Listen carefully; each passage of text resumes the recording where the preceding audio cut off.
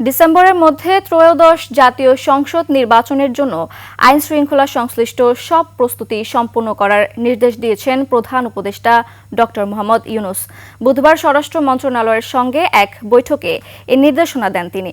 পরে ব্রিফিংয়ে press wing জানায় প্রয়োজনীয় নিয়োগ ও প্রশিক্ষণ সম্পন্ন করারও নির্দেশ দিয়েছেন প্রধান উপদেষ্টা। মেহেদী হাসানের রিপোর্ট।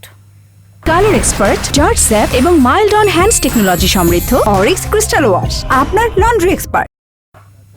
শুভেচ্ছা। ঈদ উল আজহার আগে জাতির উদ্দেশ্যে ভাষণে আগামী বছর এপ্রিলের প্রথম সপ্তাহে জাতীয় নির্বাচনের ঘোষণা দিয়েছিলেন প্রধান উপদেষ্টা। এরপর লন্ডনে তারেক রহমানের সাথে বৈঠকে সব প্রস্তুতি সম্পন্ন করা সম্ভব হলে রোজার আগেই নির্বাচন হতে পারে বলে একমত হয়েছিলেন তারা। প্রতীক্ষিত সেই নির্বাচনের প্রস্তুতি নিয়েই স্বরাষ্ট্র মন্ত্রণালয়ের সঙ্গে বৈঠক করেন প্রধান উপদেষ্টা। এরপর ব্রিফিংয়ে প্রেস সচিব জানান, জাতীয় নির্বাচনের প্রস্তুতির ব্যাপারে সুস্পষ্ট নির্দেশনা দিয়েছেন প্রধান উপদেষ্টা।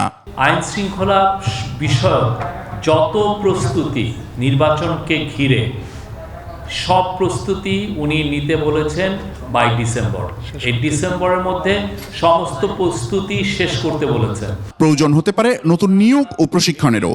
8 লক্ষর মতো আইন শৃঙ্খলা বাহিনীর মেম্বাররা ইলেকশন ডিউটিতে থাকবেন। উনি নির্দেশ দিয়েছেন যে এই পুরো 8 লক্ষই যাতে এই ইলেকশনটা কিভাবে হবে আর শান্তিপূর্ণভাবে ইলেকশনটা যাতে হয় সেটার প্রশিক্ষণ তাদেরকে ইনশিওর করার কথা বলেছেন। গত 3 নির্বাচনে যারা দায়িত্ব পালন করেছেন সম্ভব হলে তাদের বাদ দিয়ে আগামী নির্বাচন করার বিষয়টিও আলোচনায় এসেছে। নির্বাচনের আগে ডিসি, এসপি, ওসি, টিওনো এগুলোকে রিশাফল করার কথা বলা হয়েছে এবং রিশাফলটা কিভাবে করা হবে এটা একটা র্যান্ডম ওয়েতে করবে। আসছে নির্বাচনে দেশি বিদেশি 2 লাখ পর্যবেক্ষক থাকবেন বলে জানানো হয় ব্রিফিংয়ে। এছাড়া সচল থাকবে ইন্টারনেটও।